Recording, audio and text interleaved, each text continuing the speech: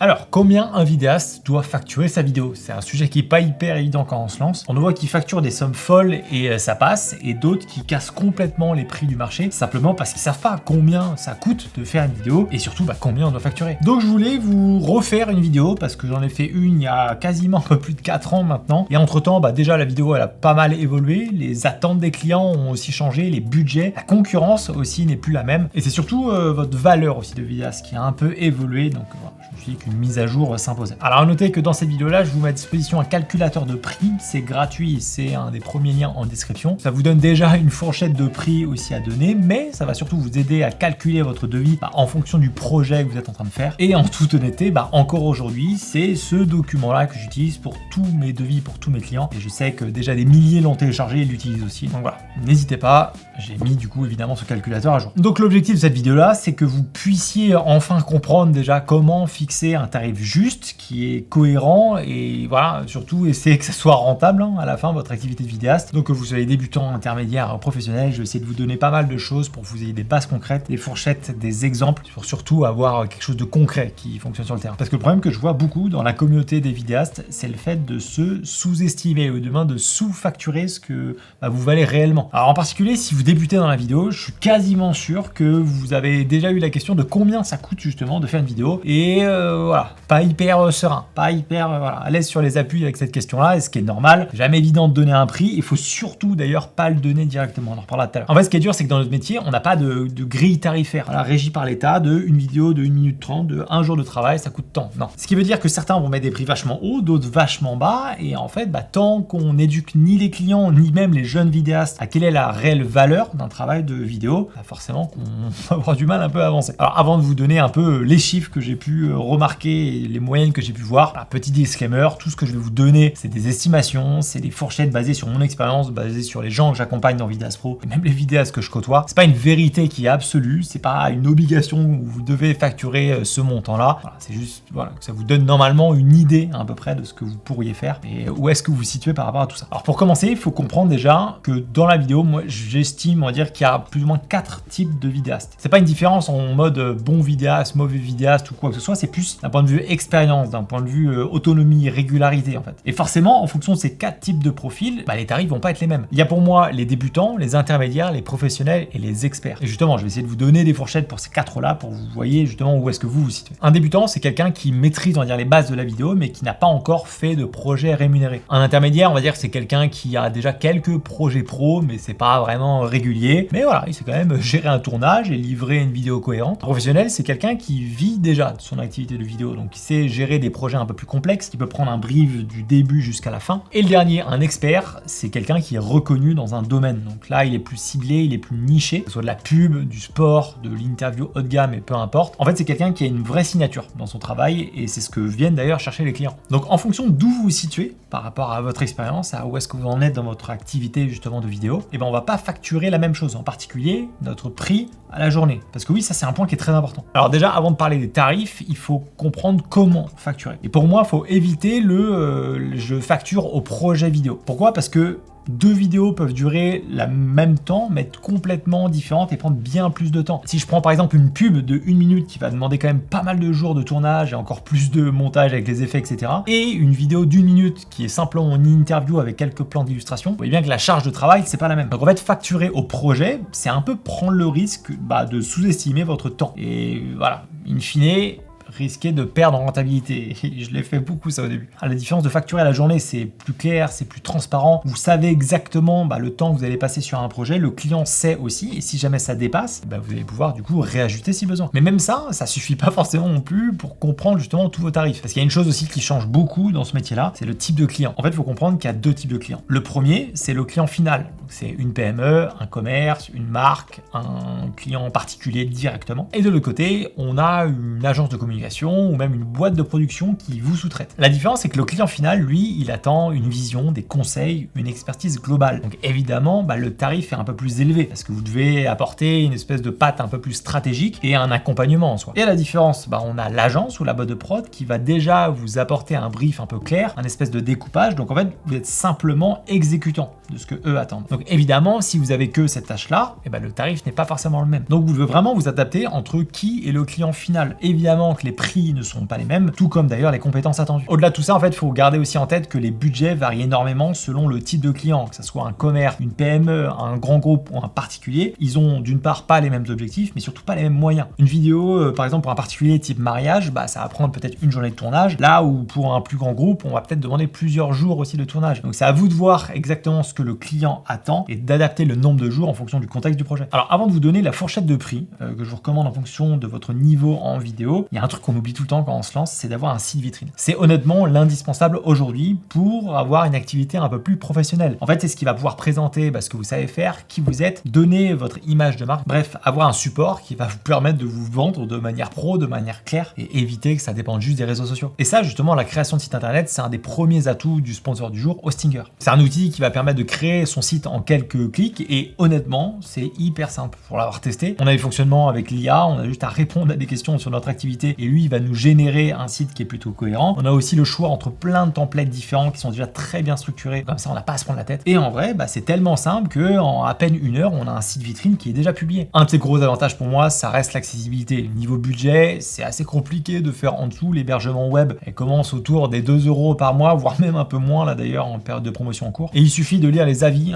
qu'ont les gens sur ce site-là. Pour tous les vidéastes qui débutent ou même ceux qui veulent justement passer un cap et devenir un peu plus professionnel ou du moins plus établi, c'est une solution que je peux que vous recommander. Intéressant aussi, ils ont lancé 2 nouvelles outils. Le premier, c'est un outil de lien en bio. Donc imaginons si vous êtes assez actif sur Instagram, TikTok ou peu importe, ça va être pas mal pour centraliser tous vos liens. Ça permet de mettre le site, l'adresse mail, le formulaire de contact, bref, ça fait un peu plus pro et c'est surtout plus simple à partager. Et le deuxième outil, c'est Reach. Donc là, c'est plutôt un outil d'email marketing. Si jamais vous voulez envoyer des mails, par exemple à des anciens clients pour prévenir d'une nouvelle offre ou même automatiser d'ailleurs des relances. Voilà, c'est un outil qui est assez simple à prendre en main et c'est complètement intégré à leur écosystème. Bref, si vous n'avez pas encore de site internet ou vous vous dites c'est peut-être le moment de le mettre à jour et d'avoir un truc un peu plus propre, Hostinger peut vous intéresser. C'est le premier lien qui est en description. Et allez voir parce qu'en fonction de quand vous voyez la vidéo, il y a quand même pas mal d'offres. Ok, alors maintenant, parlons thunes, parlons argent et du coup, c'est ce que je vous disais un peu sur les taux journaliers. Donc en fait, je vous ai fait une espèce de moyenne un peu de ce que je vois des prix des autres vidéastes, de ce que je vois, ce que moi j'ai facturé par le passé et ce que je facture maintenant. Donc le prix que je vais vous donner, c'est un prix qui est uniquement pour la prestation. Donc là, c'est vraiment juste le vidéaste. On est hors matériel, hors déplacement, hors frais annexes, quoi. Alors un débutant, donc quelqu'un qui a déjà fait quelques vidéos non rémunérées, mais qui n'a pas encore une vraie activité, peut, on va dire, facturer entre 350 et 450 € par jour. Un intermédiaire, donc quelqu'un qui a déjà quelques clients, lui, on est plutôt entre 500 et 700 € par jour. Donc, un professionnel, donc quelqu'un qui vit de la vidéo, on est plutôt entre 800 et 1200 € en taux journalier. Et un expert, donc quelqu'un qui est reconnu, on est au minimum à 1500 voire 2000 par jour. Évidemment, ça peut être bien plus, tout dépend de la niche et de la réputation. Ces chiffres-là, c'est une ordre d'idée.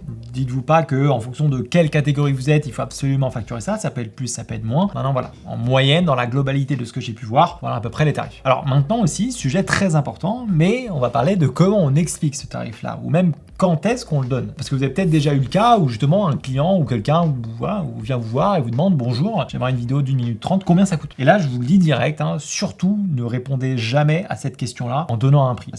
Faut vraiment pas faire ça. En fait, c'est impossible de donner un prix cohérent comme ça sans avoir plus d'infos en fait sur ce projet-là. On peut pas proposer un tarif sans qu'on ait compris le besoin, l'objectif, l'audience, le format, les ressources, combien de temps en fait ça va me prendre à faire tout ça. Donc la première règle, quand quelqu'un vient vous voir pour un projet vidéo, vous devez soit l'appeler, soit le voir, soit l'avoir en physio, mais vous devez avoir un contact. Déjà parce que le contact humain, c'est toujours bon, c'est la première étape, on va dire, dans votre relation client. Et aussi parce que par oral, vous allez récupérer 10 fois plus d'informations que si vous posez les questions par écrit. Donc vous devez obtenir du coup un appel, un call, enfin bref, peu importe. Et pendant cette interaction-là, vous allez devoir poser un maximum de questions. Toutes ces questions-là, elles vont vous servir à vous derrière pour justement chiffrer correctement votre devis. Donc c'est qui est la cible, pourquoi vous faites cette vidéo-là, où est-ce qu'elle sera diffusée, quel est le message, est-ce qu'il y a un scénario, qu'est-ce qu'ils veulent mettre en avant, est-ce qu'ils ont un persona, est-ce qu'ils ont des références de vidéos qui sont pas mal aimées. Et surtout, la question la plus importante que peu de gens disent, et encore aujourd'hui, voilà, je le vois, vous devez poser la question du budget. Je sais que c'est une question qui fait peur, parce que voilà, en France, on n'aime pas trop parler d'argent. C'est une question qui est pas facile, et pourtant, c'est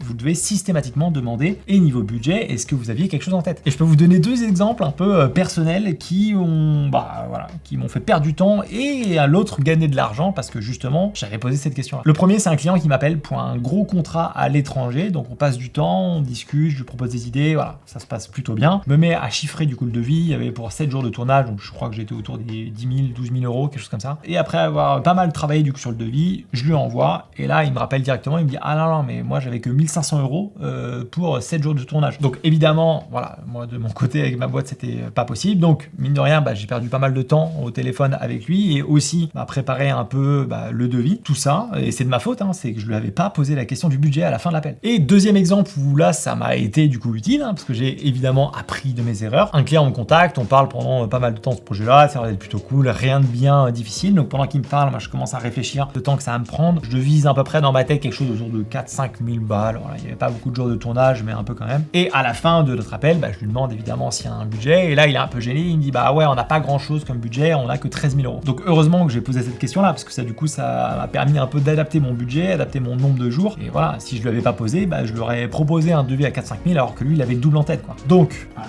N'oubliez pas que à la fin de chaque appel de découverte, vous devez toujours poser cette question sur le budget. 80% du temps, ils vont pas vous donner de chiffres, mais justement à vous d'appuyer un petit peu subtilement en disant que voilà, l'idée c'est de proposer quelque chose qui soit cohérent, trouver des tournures de phrases, on va dire, pour avoir ce chiffre-là, ça va vous faire gagner pas mal de temps. Alors une fois que vous avez toutes les informations, vous allez pouvoir justement chiffrer correctement. Et pour chiffrer, moi ce que je vous conseille, c'est de le fonctionner un petit peu en 3 blocs. Le premier, c'est vous, votre prestation, le temps que vous allez passer justement par jour, et du coup vous associez ce taux journalier au nombre d'heures, au nombre de jours avec lesquels vous allez y passer. Le deuxième, c'est les charges. Donc là, c'est si jamais vous avez de la sous-traitance, si vous faites appel justement à des gens de l'externe. Ça peut être par exemple, je sais pas, un droniste, hein, si jamais vous n'avez pas votre permis de drone. Et le troisième, c'est les frais annexes. Donc l'hébergement, les déplacements, les licences, la location de matériel si vous avez besoin. Vraiment tous les frais, on va dire, annexes justement pour ce projet-là. En fait, il faut bien comprendre que quand vous faites un devis, c'est pas uniquement le tournage et le montage. Vous facturez aussi la préparation du projet, les échanges, les repérages, les droits de diffusion, votre matériel, l'assurance et pas mal de choses. Et en fait, beaucoup de vidéastes oublient ces choses-là et se retrouvent à travailler des 40 heures sur un projet qu'ils ont facturé 500 euros. C'est là où il faut comprendre que vous allez pouvoir le faire une fois ou deux, mais vous n'allez pas pouvoir faire une activité comme ça, quoi. Parce que oui, ici on parle maintenant de rentabilité. Donc l'objectif, j'imagine, si vous regardez cette vidéo, c'est pourquoi pas d'en faire une activité à plein temps. Et donc pour ça, il faut savoir, voilà, combien il faut pour que ça passe. Et le problème, c'est que si vous facturez pas assez cher, si je prends par exemple l'exemple de 400 euros la journée, mais que dans un mois, vous ayez que, on va dire, 6 jours facturables. Donc c'est 6 jours où justement vous allez travailler soit sur du tournage, soit sur le montage. Donc on arrive à la fin du mois à 2400 euros. Et cette somme-là, moins les charges, moins les taxes, moins tout ce que vous avez aussi besoin pour vivre vous, et on se rend compte qu'à la fin, il reste plus grand-chose. Donc il faut bien comprendre que votre tarif, il doit pas être juste acceptable pour votre client, quoi. Il faut que pour vous, ça vous permette justement de vivre de votre activité, de payer vos outils, de vous développer. Il faut bien comprendre que votre prix, faut voir plus loin que ça. Pas juste un chiffre un peu au pif, au doigt mouillé, quoi. C'est un outil. Ça aussi, c'est un truc que je vois beaucoup, mais je vois les vidéastes qui ont les mêmes tarifs depuis 3 ans. Ça aussi, c'est problématique parce que déjà, on a l'inflation. Donc là, logiquement, pour moi, vous devez un minima augmenter un petit peu vos prix chaque année, mais aussi parce que vous progressez. Vous avez de l'expérience, vous avez de plus en plus de projets, et cette expérience-là, elle doit se valoriser. Alors, il ne s'agit pas de faire des 50% chaque année, mais voilà, d'augmenter un peu des 10, 15% par an, c'est pas non plus déconnant. Alors, une fois que vous avez fait votre devis qui vous